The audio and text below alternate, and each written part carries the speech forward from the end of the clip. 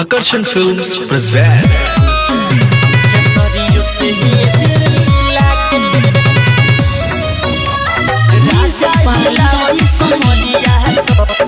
DJ विकास सिमरही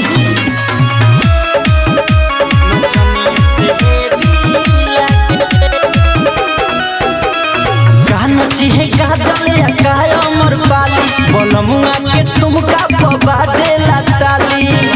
के ठुमका प बाजेला ताली कान चिहे काजल या काय अमर पाली बोलमुआ के ठुमका प बाजेला ताली मारेले कोनो फिट दिल जला सन की करे जामे गोली दागेले राजा हिलावत कमरिया तो केसरियो से भी लागेले राजा हिलावत कमरिया तो नचनियो से भी लागेले केसरियो से भी लागेले नचनियो से भी लागेले बुफर बजा के सखी चढ़ जाले ऊपर इहे अदाइन के लागेला सुपर इहे अदाइन के लागेला बुफर बजा के सखी चढ़ जाले ऊपर इहे अदाइन के लागेला सुपर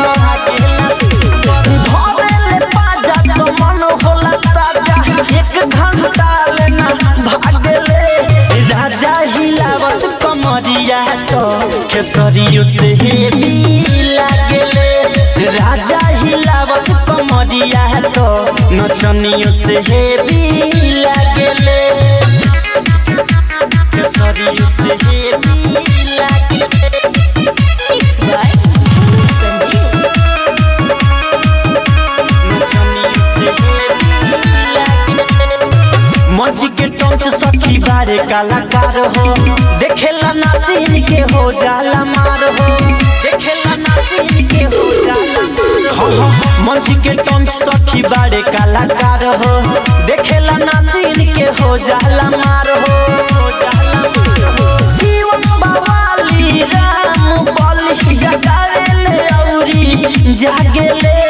राजा हिलावत कमरिया तो केसरियो से भी